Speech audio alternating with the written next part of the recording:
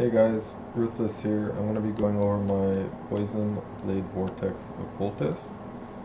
I was able to hit level 100 in about 3 days and 7 hours, and we finished third on the ladder. Not too shabby for my first level 100 character. Anyways, I'll get started with a map demo. Trying to explain the build a little bit. So we start off using our Malevolence Life Flask. We want to try and keep our blades up. Pop our Plague Bearer when it is fully incubated. And we just run through the map. Got some Legion.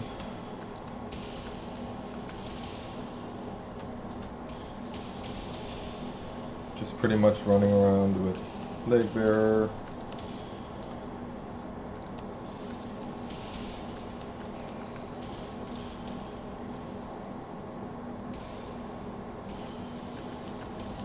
Try to kill as much stuff.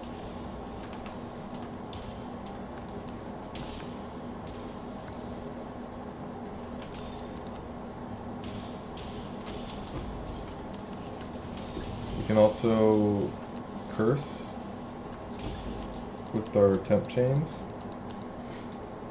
Makes mobs a lot easier. Same thing, just pop our Plague Bearer as soon as it fills up. Open some boxes. Watch out for the detonate dead boxes.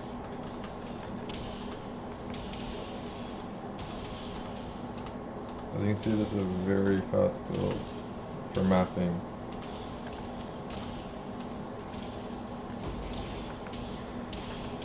Pop the Plague Bearer, use the Withering Step.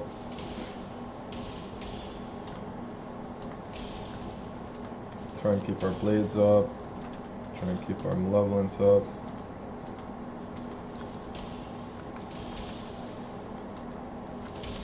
Kill some Harpies.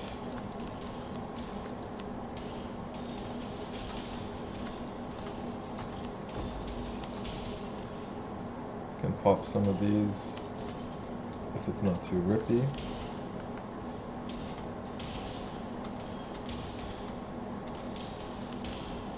The shrines are really strong. Head to the boss. This is not the best example of a boss because it's a double phase. But the map layout is too good, and I also did this with the cage map.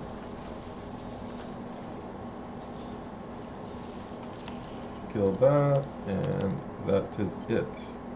Next I'm going to go over the passive tree.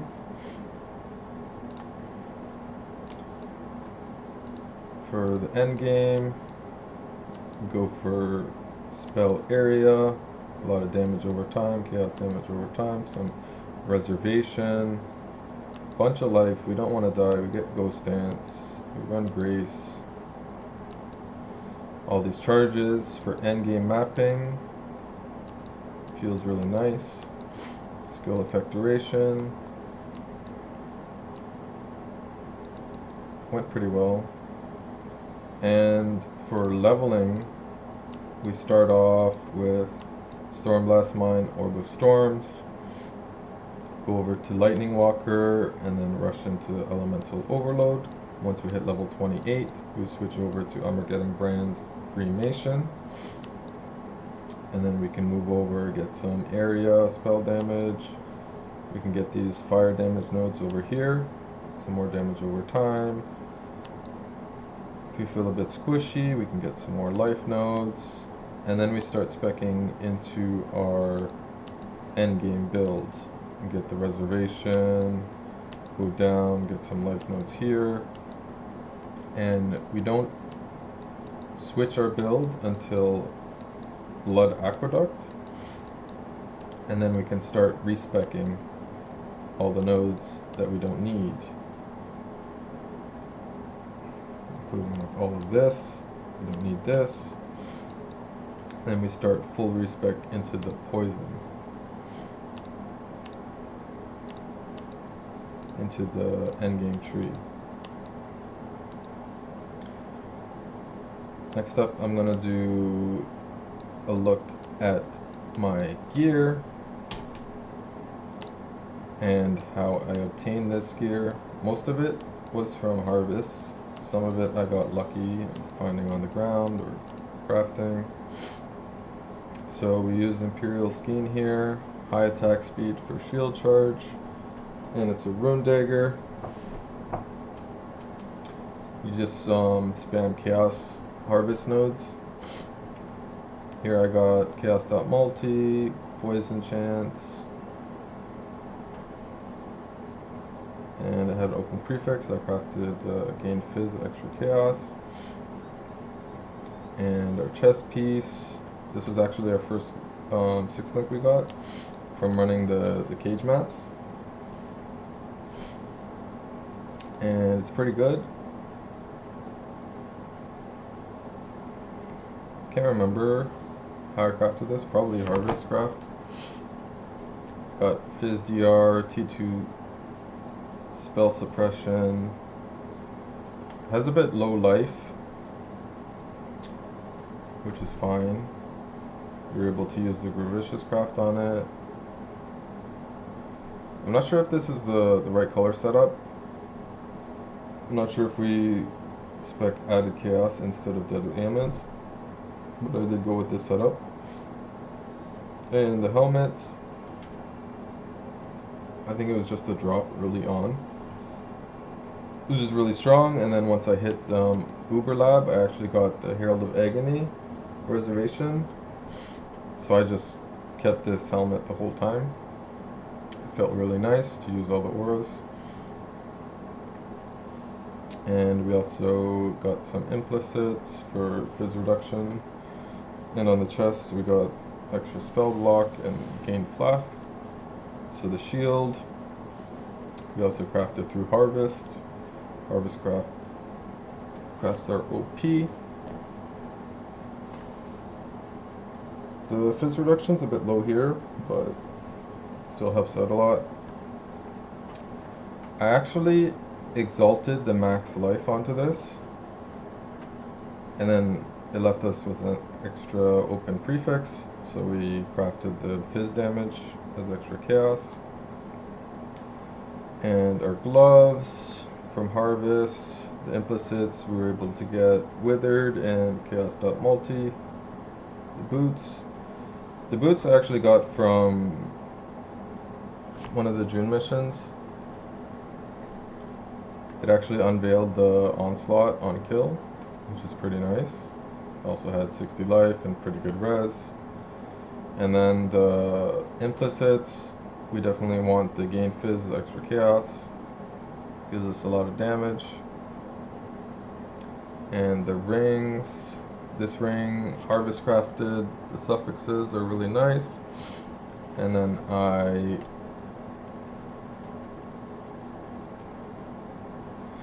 veiled chaos. Suffixes cannot be changed, veiled chaos, and I was able to hit the life mana regen. Other ring, pretty nice. I think that was the unveiled life regen.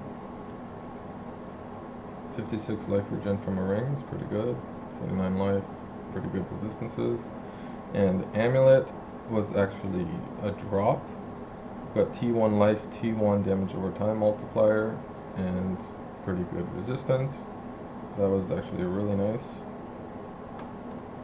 And of course on the amulet we want to get toxic strikes for more damage and poison chance. And the belt,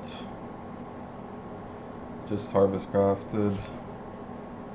Oh no, I think I used essences on this one.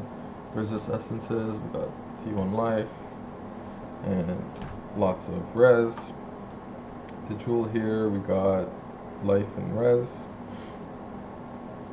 Flask setup, we go with the gain charges, pretty much automatic flasks, and then life flasks with remove CB. To be more tanky, you can actually get these chaos nodes, but I'm already overcapped on chaos, pretty much, so I felt it wasn't really necessary to get the CB cannot be inflicted on you. And the Pantheons I went for is Soul of the Brine King and Soul of Tsukuhama. This one feels really nice against bosses because you mostly just stand still and just spam your abilities. Okay, next up I'm gonna show the Atlas tree and what I did with that. So early on, I wanted to get lots of harvest. I actually went for June early. Getting those missions are really nice. Essences for crafting. Go up here. Can get shaping of the mountains, and then we start eliminating the ones we do not want.